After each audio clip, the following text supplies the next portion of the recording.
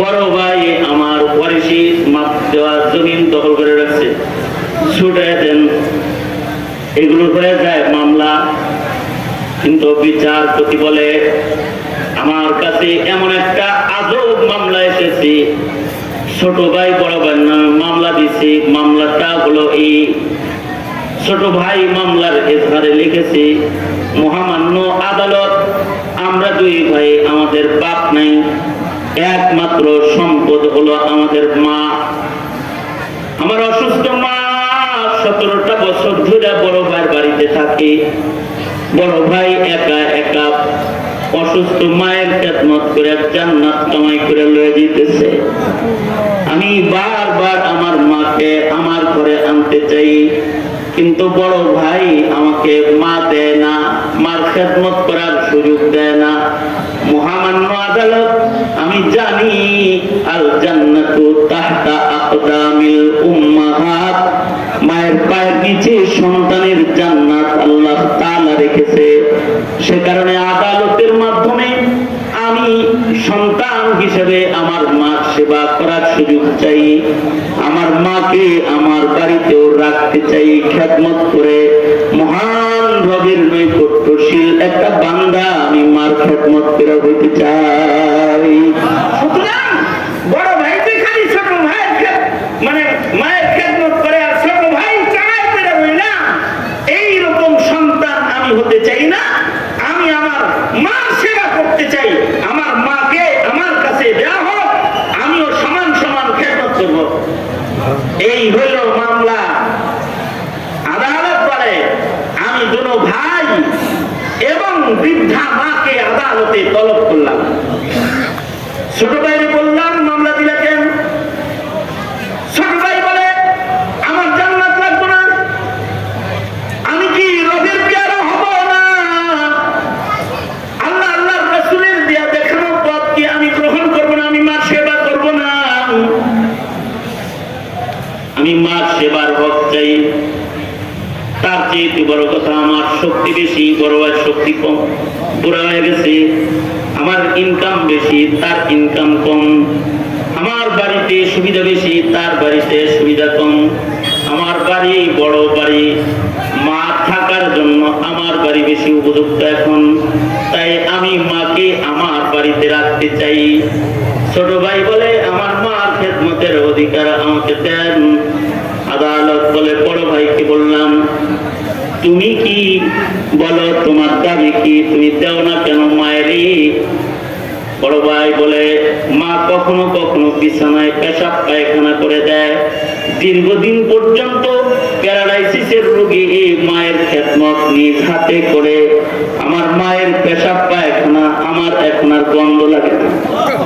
ছোট ভাইয়ের কাছে দিমু, ছোট মানুষ, যদি ও মার মেজাজ না বুঝি তাহলে মা কষ্ট পাবে, মায়ের কষ্ট হবে ভয় করে ওর কাছে দেই না, এছাড়া অন্য আর কোনো কারণ নাই। আল্লাহু আকবার। আদালত কান্দে, মাও কান্দে, উকিল মাও কান্দে, যারা বসে সবাই কাহিনী দেখে কান্দে। আদালত বলে আমি মাকে বললাম ও মা, আপনি অসুস্থ রোগী, যে কোনো এক জায়গায় আপনার থাকাটা উত্তম। দীর্ঘদিন বড় ভাইয়ের বাড়ি, বড় ছেলের বাড়ি রইলেন, এবার আপনি বলেন কোন ছেলের কাছে আপনি থাকতে চান? যেহেতু একটা মামলা হয়েছে, মামলা নিষ্পত্তির জন্য মা আপনার সহযোগিতা কামনা করি।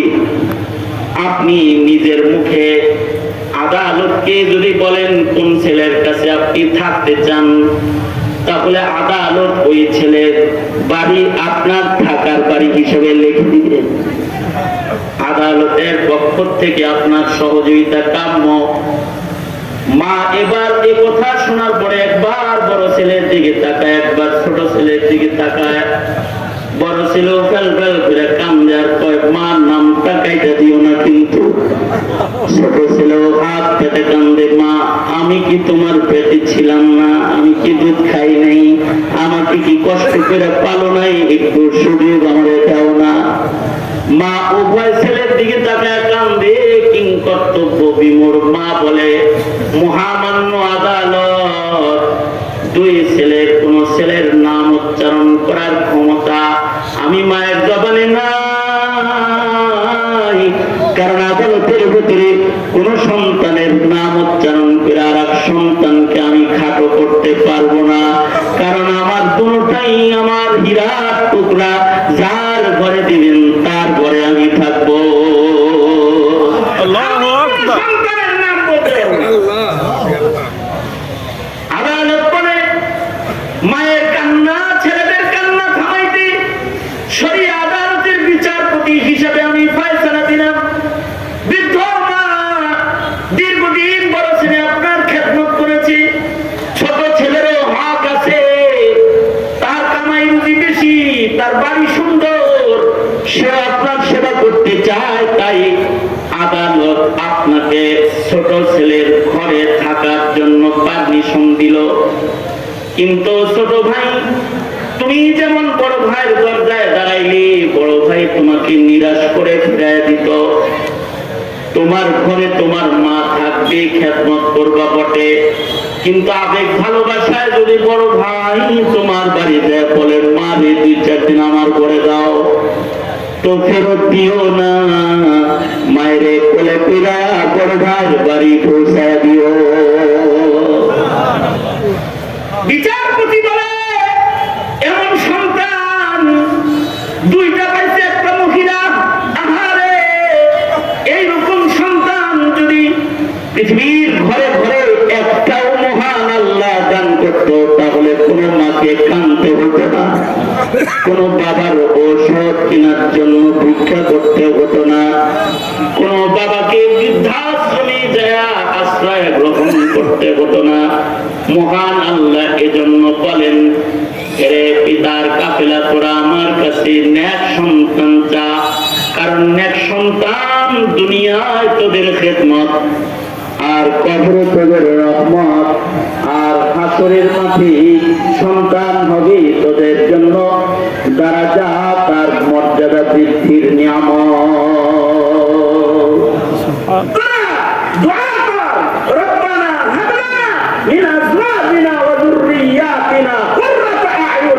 وجعلنا للمتقين إماما। সুতরাং নেক সন্তানের দরকার ঘরে ঘরে।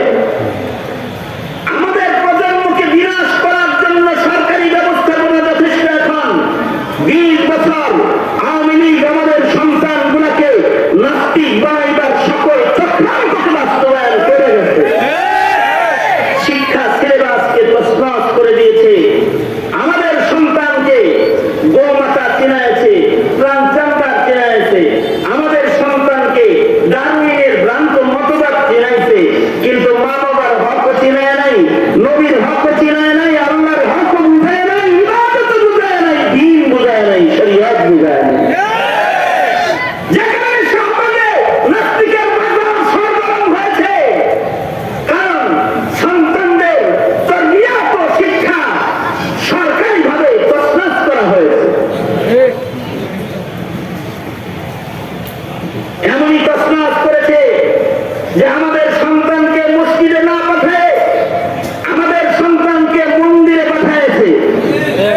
আমাদের সন্তানের হাতে তাসবিহ, মিসওয়াক, কলম কেড়ে নিয়ে আমাদের সন্তানের হাতে ভালো তরবারি ওরা তুলে দিয়েছে, রিভলভার অস্ত্র তুলে দিয়ে ওদেরকে জমানার হিংসাতে পরিণত করেছে।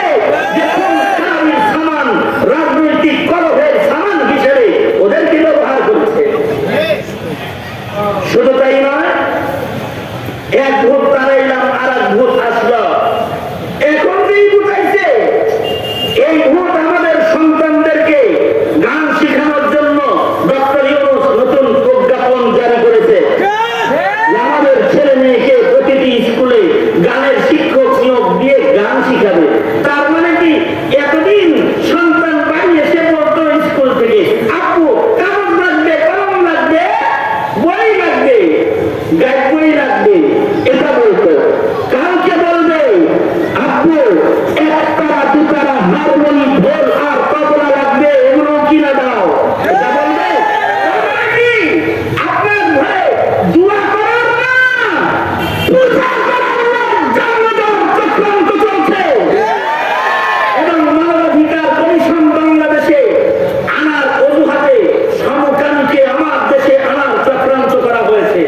এই সব রোধে এই অপকৌশলগুলোকে শেষ করার জন্য সময়ের দাবি এখন এসেছে। যদি প্রজন্ম বাঁচাতে চান, যদি ইমানদারের ব্যাপার মেলা হতে চান, তাহলে সময়ের দাবি এসেছে। এমন কাউকে সরকারের চেয়ারে বসাতে হবে যার কাছে ইসলামের মূল্যায়ন রয়েছে, যে আমার সন্তানকে মুসলমান বানাবে। সুতরাং আগামীর দিনে যারা ইসলাম মাইনাসের রাজনীতি করে ঘাড় ধরে তাদেরকে বের করে দিবেন ভোট চাইতে আসে। ইসলামের মূল্যায়ন দেওয়া হয় না। আমার সন্তানকে দিন, আমার ঘরের সন্তানকে দিন, ঈমান ইসলাম যারা শিক্ষা দিবে না, আমার প্রজন্মের ঈমানকে যারা গলা টিপে হত্যা করবে, তারা আমার সরকার হতে পারে না, তারা আমার রাজনৈতিক দলের লিডার হতে পারে না। ঠিক আছে? সময়ের দাবি পূরণ করতে রাজি আছেন তো? এই জিনিসগুলো আপনাদেরকে বুঝাইতে চাই। এই জিনিস বুঝাইবার জন্যই আহমদ শফী শাপলা চত্বরে গিয়েছিলেন। এই জিনিস বুঝাইবার জন্যই ২১-এর আন্দোলনে মোদির রাজত্ব তছনছ করার জন্যে উলামায়ে দ্বীন হাজার হাজার আলেমরা হাজার হাজার মামলার আসামি হয়ে জেলের দরবদ্ধ শাহাদাতের পেয়ালা পান করেছেন। এই জিনিস বুঝাইতে গিয়েই এই মাহফিলগুলো আইনের আওতায় এসেছে। গান বন্ধ করা হয় নাই, ওয়াজ বন্ধ করা হয়েছে। থানায় ওয়াইজদের লিস্ট দেওয়া হয়েছে যেন মুসলমানের দিমাগকে কেউ খুলে দিতে না পারে। এজন্যই অপকৌশল। সুতরাং এই দেশ আমার, এদেশ মুসলমানের, এই মুসলিম মিল্লাতের ভবিষ্যৎ আপনার আমার সিদ্ধান্তের উপরেই নির্ভর করে। নিজের ঘর, নিজের সরকার, নিজের সমাজ, নিজের চেষ্টা, নিজের দোয়া হবে প্রজন্মের ঈমান বাঁচানোর জন্য। কবরে শুয়ে যেন নাস্তিকের হালকাও শুনতে না হয়, আর ময়দানে মাশারে যেন বেয়াজ্জত না হতে হয়। তৈয়ার আছেন তো? ইনশাআল্লাহ তৈয়ার আছেন তো? এই কাজটাই সমাজে আঞ্জাম দেয় মাদারিসে কওমিয়া। হাকিমুল উম্মত থানভী বলেছেন, মাদ্রাসা হেফাজতে আওলাদ মুসলিমিন, হেফাজতে আমওয়াল মুসলিমিন। মাদ্রাসা হলো মুসলমানের আওলাদদেরকে হিফাজত করে, মাদ্রাসা মুসলমানের মাল হিফাজত করে, মাদ্রাসা মুসলমানের সন্তানকে রক্ষা করে। সুতরাং মাদ্রাসার সাথে থাকবেন তো ইনশাআল্লাহ? থাকবেন তো ইনশাআল্লাহ? ইনশাআল্লাহ উলামায়ে দ্বীনদের সাথে থাকবো। আলেম উলামা যেখানে, আরো করে বলেন, আলেম উলামা যেখানে, আলেম উলামা যেখানে, এমনি এমনি কোন আলেম নাই যেখানে, উলামা নাই যেখানে, নাই সেখানে। ইনশাআল্লাহ বলেন। আগামী 15 তারিখ মধুপুরের বিশ্বাস হুজুরের সর্বোচ্চ খাতমে নবুয়ত সংরক্ষণ কমিটির ব্যানারে কাদিয়ানীকে কাফের ঘোষণা করার দাবিতে সর্বাব্দী উদ্যানে দেশ বিদেশের আকাবির হযরতদের উপস্থিতিতে খাতমে নবুয়ত মহাসম্মেলন অনুষ্ঠিত হবে। সে খাতমে নবুয়ত মহাসম্মেলনে নিজের সন্তানকে নবীর প্রেম বুঝাইতে, নিজের প্রজন্মকে রাসূল চিনাইতে, খাতমে নবুয়ত চিনাইতে অংশগ্রহণ করতে রাজি আছেন না ইনশাআল্লাহ? আজ থেকে দাওয়াতি কাজ চলবে ইনশাআল্লাহ বলেন। ইনশাআল্লাহ। কারণ কাদিয়ানী কাফের, কাদিয়ানী কাফের, হুঁশিয়ার সাবধান, ইসলামের শত্রুরা। মহান আল্লাহ আমাদেরকে কবুল করুন। আমিন বলেন। আমিন। আমি খান পরিবার সহকারে অত্র এলাকার যারা সকলকে ধন্যবাদ জানাই। আমার দোস্ত আহ্বাব যারা এখানে বসে রয়েছেন, শিবলি ভাই, তারপরে হাউস সাহেব, আরো যারা আছে, এই সব আমি ওনাদের মহাব্বতের হক আদায় করতে পারিনি, এই জন্য আপনাদের সম্মুখে ওনাদের কাছে মাপ চাই। ওনাদের ভালোবাসার হক আমি আদায় করতে পারি না। যাই হোক, আসলাম। ওনাদের ভালোবাসা, আপনাদের ভালোবাসা, মহাব্বত, এটা আমার জন্য অনেক বড় প্রাপ্তি আর নিয়ামত। যদি কখনো শুনেন যে খালিদ সাইফুল্লাহ নাই, সেদিন আমার প্রাপ্তি হবে যদি আমার জন্য আপনারা একটি সালে সওয়াব করে পাঠিয়ে দেন বরজখে।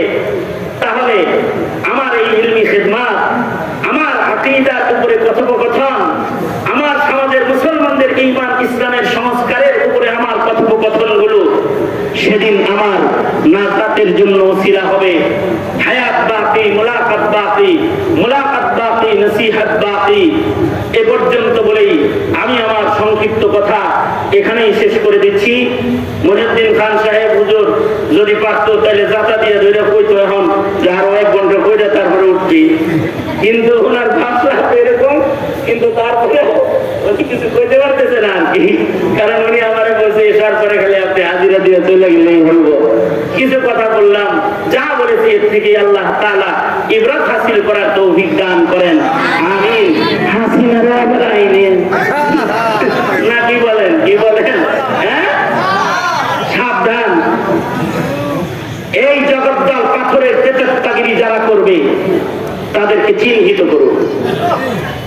এই জমিনে যারা নাস্তিক আর মুরতাদের চাষাবাদ আর হিন্দুত্ববাদের চাষাবাদ করবে তাদেরকে চিহ্নিত